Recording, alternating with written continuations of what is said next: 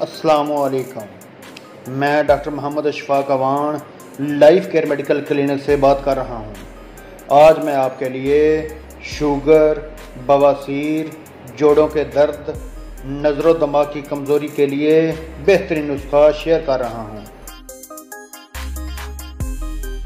आंवला 300 ग्राम, हरड़ 100 ग्राम, बहेड़ा 200 ग्राम, देसी हल्दी 50 ग्राम, बादाम गिरी 100 ग्राम, काली मिर्च 10 ग्राम। तमाम अज्जा को पीस कर सफ़ूफ बना लें।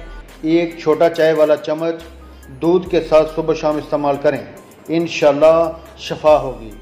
और पेज को ज़्यादा से ज़्यादा लाइक, शेयर और सब्सक्राइब करें। थैंक यू, जज़ाकल्लाह।